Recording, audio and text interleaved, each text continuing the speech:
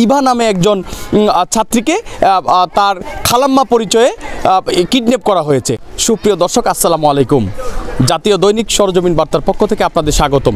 সুপ্রিয় দর্শক, আমরা এখন আছি ব্রাহ্মণবাড়িয়া জেলার কসবা উপজেলার মাদলা যে সোনার বাংলা উচ্চ বিদ্যালয় রয়েছে, আমরা সেই উচ্চ বিদ্যালয়েই অবস্থান করছি। সুপ্রিয় দর্শক, এখানে এমন একটি ঘটনা ঘটেছে যে কসবা থানায় একটি অভিযোগ হয়েছে যে এখান থেকে ষষ্ঠ শ্রেণীর ইভা নামে একজন ছাত্রীকে তার খালাম্মা পরিচয়ে কিডন্যাপ করা হয়েছে।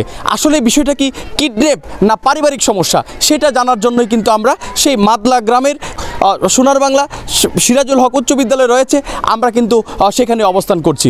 সুপ্রিয় দর্শক, আমরা দেখানোর চেষ্টা করব যে আসলেই বাচ্চাটিকে কি কিডন্যাপ করা হয়েছে নাকি পারিবারিক দ্বন্দ্বের কারণেই বাচ্চাটিকে লুকিয়ে ফেলা হয়েছে।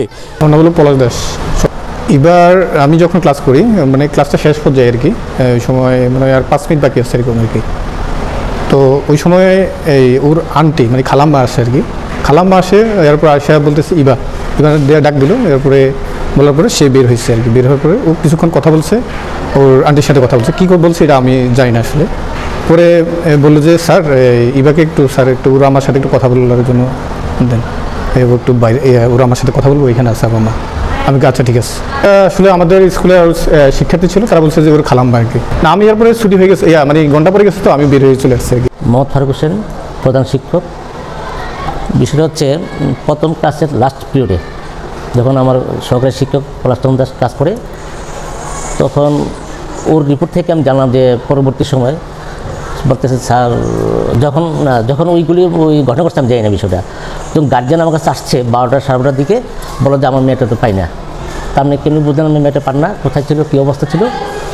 আমি অনেক খোঁজাখুঁজি করলাম, তখন আমাদের ছুটি হয় নাই, খেলাধুলা চলতেছে। তখন ক্লাস থেকে নিয়ে গেছে। সে বলার পরে আমি শ্রেণীকে ডাকালাম যে বিষয়টা কী। তো ওর কাছ থেকে শুনলাম লাস্ট পিরিয়ড ক্লাসের যে ওর খালাম্মা আসছে, আইসা ওকে নিয়ে গেছে মার সাথে কথা বলার জন্য। ছুটির প্রয়োজন ছিল না তখন তো লাস্ট খেলাধুলা চলে, যার ছেলে মেয়ে অনেকে চলে যায়, যারা খেলাধুলা অংশগ্রহণ তারা থাকে।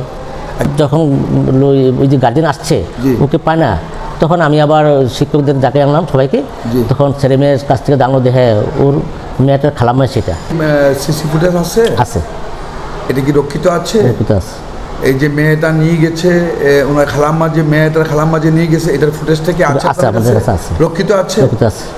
দেখাতে পারবেন তো আমাদের সময় মতো চাইলে? হ্যাঁ, অবশ্যই। ধন্যবাদ, থ্যাংক ইউ। শামীম আহমেদ, সরজমিন বার্তা, কসবা।